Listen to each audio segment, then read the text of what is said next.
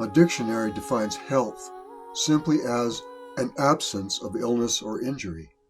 Now come on, how ridiculous is that?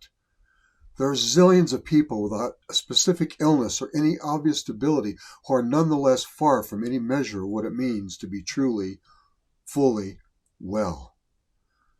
Some other ways to measure well-being might include, first of all, vigor, physical energy, and overall oomph.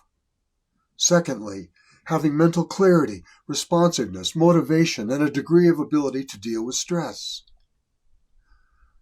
Functionality, with shit not just surviving or doing the bare minimum, but rather actually functioning well. The relative strength of bone and muscle, the strength of different organ actions, and a strong immune response.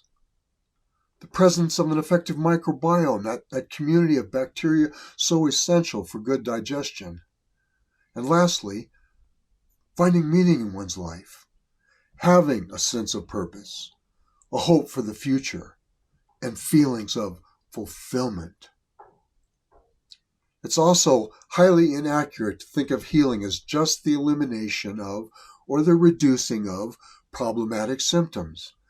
Such focus on symptoms can easily result in us overlooking foundational underlying causes, such as a degraded liver function or an autoimmune condition that we don't think about, failing to diagnose a vitamin B12 deficiency, or failing to take into account harmful lifestyle habits that brought about the problems in the first place.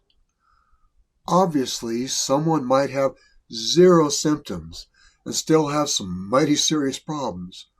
Or someone can have certain recurrent symptoms while in most other ways remaining remarkably vital and healthy. Thus, for the plant healer, the object is not to simply address symptoms, nor is it even to cure a condition, so much as it is to assist a return to balance and to wholeness. The plant healer definition of health is to be whole, and thus our calling is to help make whole people's bodies, make whole minds and spirits, make whole our fractured societies, make whole again the entire natural world that we arise from and depend upon. Whenever a person or a thing is unwhole, there's an imbalance created, a dangerous tipping caused by essential weighty parts being either missing, excised, reduced, repressed, or ignored.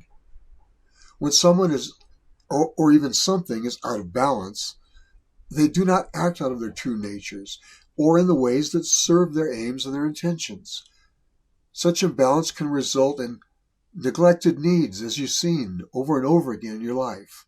It can result in volatile reactions, inappropriate or untimely responses, the self-sabotaging of our relationships or our endeavors, and the undermining of our chances for satisfaction. Bodily systems are in the greatest danger when they've been knocked out of balance, whether that's by injuries or infection, introduced toxins or nutritional depletion. The same can be said when it comes to endangered ecosystems or even mental and emotional health. And if we ourselves are seriously out of balance, how the hell are we going to even do the essential work of healing ourselves and helping to heal others?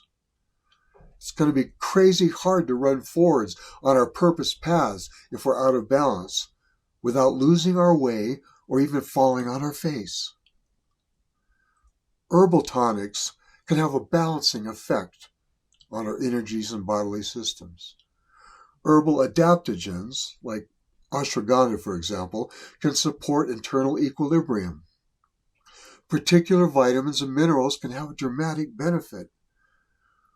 Reintroducing balance also requires the recognition and the reintegration of often long missing parts of the person, and elements from dietary nutrients to self-acceptance, time in a forest, the heeding of a sideline calling, and perhaps the following of our dreams. The regaining of balance is one of the key means to re-becoming whole and thus of healing. We'll do our best work, you and I, when we're active in consciously healing our own beings, our families and clients, and this living earth.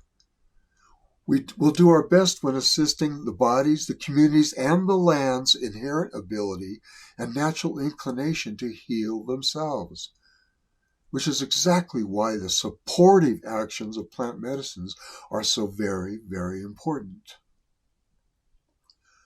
We'll have the longest lasting effects when we take the time to determine the environmental, nutritional, personal, and lifestyle imbalances that cause or worsen the many maladies that we encounter, and when we recommend the kinds of changes most likely to help prevent further occurrences. And irrespective of particular outcomes, the healer's work is deepened by paying close attention to those valuable lessons that all maladies provide to us. From those actual effects of different herbs we try and new insights into how our bodies need to be cared for, to even a metaphysical reappraisal of what really matters in life.